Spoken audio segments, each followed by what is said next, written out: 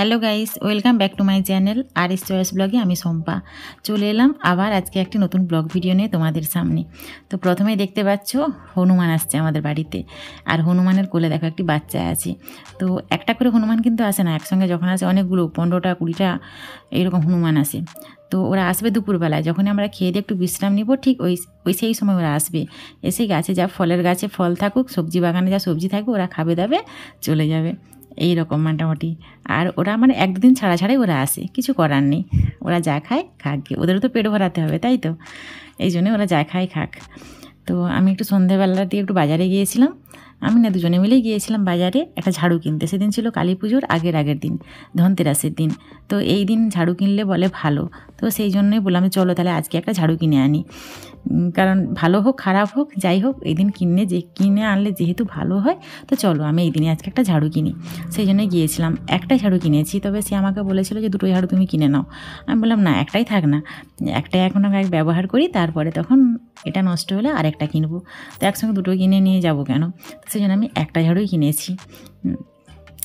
তারপরে ঝাড়ু কিনে নিয়ে আসার পর থেকে দেখলাম যে এরকম অনেক লাইট, মানে কালী পুজোর সামনে তো, সেই জন্য অনেক রকমের মোমবাতি লাইট বিক্রি হচ্ছে। আগে যখন ছোটো ছিলাম, পুকুরের সাইড থেকে মাটি তুলে নিয়ে মাটির প্রদীপ বানিয়ে প্রদীপ জ্বালাতাম সন্ধেবেলায়, তাই তো। কিন্তু এখন তো আর সেসব দিন নেই, এখন ওই সব মাটি তুলে কেউ আর প্রদীপ বানিয়ে প্রদীপ জ্বালাবে না, প্রদীপ কিনে এনে প্রদীপ জ্বালায়। আবার এখন বেরিয়েছে এই রকম সব মোমবাতি, তো ছোটোবেলায় বাবা মোমবাতি কিনে দিত, সেই মোমবাতি আমরা জ্বালাতাম। তো এখন আবার এই সব ধরনের মোমবাতি বেরিয়েছে, কালারিং মোমবাতি, লাল, হলুদ, সবুজ, নীল। আবার এইসব মোমবাতি জ্বালালে আবার সেন্টের গন্ধ বেরোবে। তো এইরকম মোমবাতি এখন মানে কি বলবো, যুগের সঙ্গে তাল মিলিয়েই চলতে হবে। তো যখন যেই রকম তখন তোমাকে সেই রকম জিনিসই ব্যবহার করতে হবে। তো সেই জন্য তাকে বললাম যে একটু দাঁড়াও, আমি কটা এরকম মোমবাতি কিনি।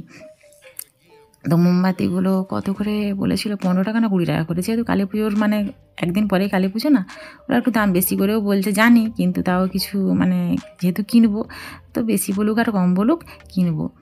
তো এইগুলো আমাকে কিনে দিয়েছিল, এই যে এরকম সব ব্যাটারি দেওয়া আছে, লাইট জ্বলবে, বলছে এগুলো তুমি বাড়িতে ঠাকুরের কাছে জ্বালাবে। আর এমনি তো মোমবাতি আছে বাড়িতে জ্বালানোর জন্য, তো এই একটা লাইট কিনেছিলাম, যে এটা অন্ধকারে কিন্তু বেশ ভালো লাগছে, বাড়িতে এসে দেখলাম অন্ধকারে জ্বালিয়েছিলাম, ভালো লাগছে। আর এই প্রদীপগুলো কিনেছিলাম, এই প্রদীপগুলোতে ব্যাটারি দেওয়া আছে, প্লাস তুমি একটু জল দিলেই এই লাইটটা জ্বলে উঠবে, তখন যেন মনে হবে প্রদীপটা জ্বলছে, বেশ ভালো লাগছিল দেখতে। কিন্তু তো ভিডিওটি কেমন লাগলো তোমাদের অবশ্যই জানিও, পরের ভিডিওতে আবারও